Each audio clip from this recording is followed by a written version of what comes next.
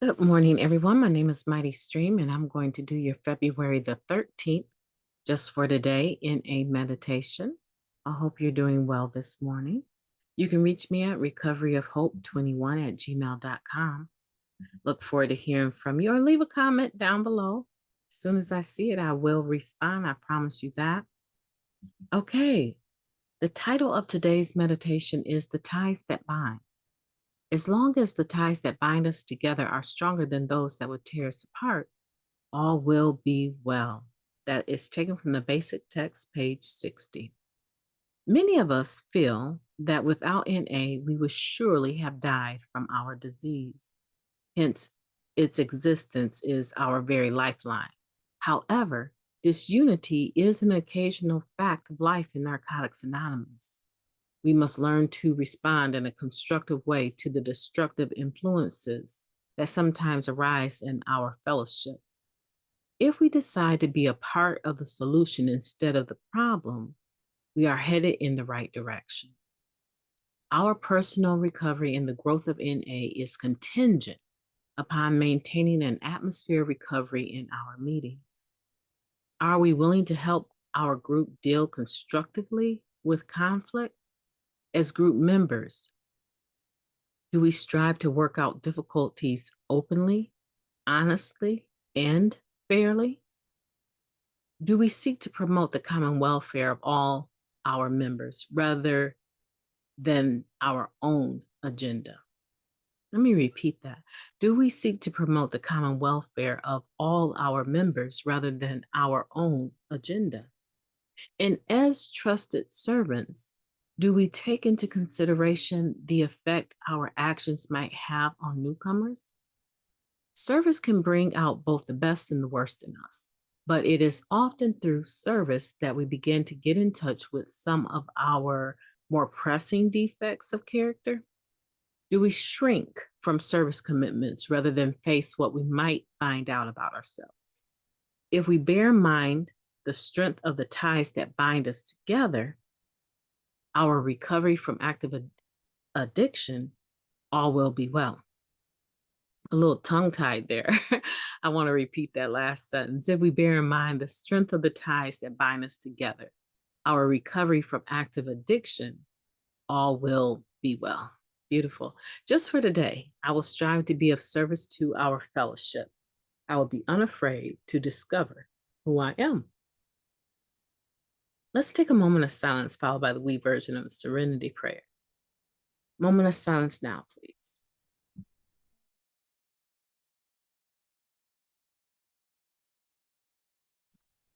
God, grant us the serenity to accept the things that we cannot change, the courage to change the things that we can, and the wisdom to know the difference.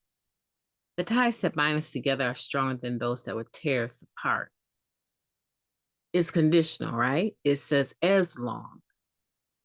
So the condition is each individual, each member in Narcotics Anonymous has to remember that our common welfare must come first, right? Personal recovery is dependent on NA unity, tradition one.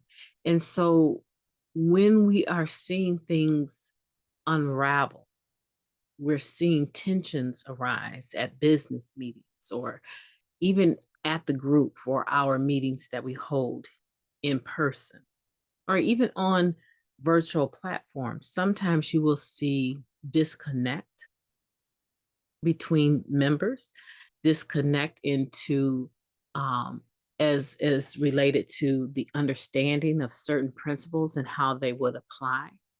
One person may take the only requirement for membership is a desire to stop using different than another person. I mean, it seems pretty simple, but the definition can be internalized based on the individual, right? So as many individuals in the meeting, there's the opportunity for a variance of understanding. And a lot of times people are not, they're not, the word that I want to use, they're not open to other people having different understandings than what they think is right. They're very dogmatic about their understanding. That's the word that I wanted to use.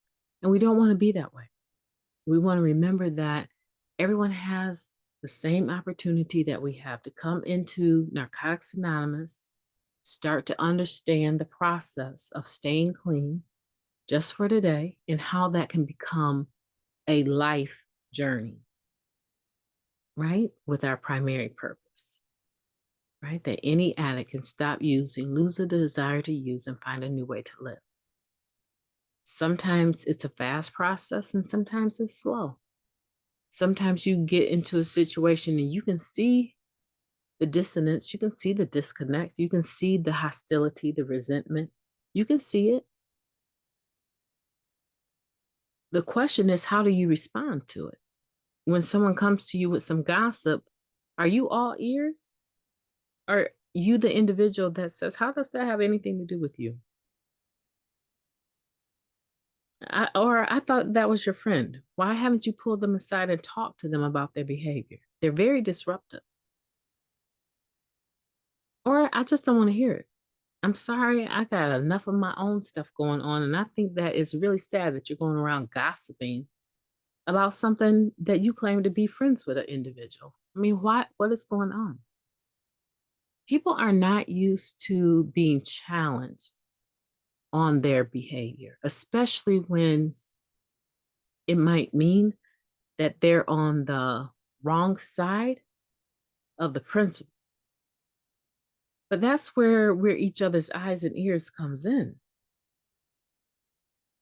And are you able to speak up in a manner that is diplomatic, right? That shows concern for every individual involved, but shows mostly concern for the unity of our fellowship. We need to think about that, and we need to take it seriously, because we say it all the time, but sometimes it's just something that we say, that the newcomer is the most important person at any meeting. And then we add, but I'm the most important person today. That may be the case, but in your importance, in your importance, we need for you to be less self-consumed. And remember that it is about the we. It is about us. And if you can be integral, if you can be faithful and loyal to the concept of unity, then you will have the actions that will pursue peace, that will pursue recovery, that will pursue all of the spiritual principles that we say that we're about. We need to grow up in recovery, and many of us are. And many of us are not. And many of us are at slower paces than others. But the question remains today, are you a part of the ties that bind us together? Or are you a part of the lies that tear us apart? The dissonance that tears us apart, the disconnect, in other words. Think about that. This is a heavy hitter, but today I know that I'm going to strive to be of service to our fellowship. And I'm not afraid to do service, and I'm not afraid to discover who I am. And I want for the same thing to be the case for you. I believe in you. I know you can do it. My name is Mighty Stream. I've enjoyed talking to you today. I hope you have a beautiful February the 13th on purpose. Talk to you soon.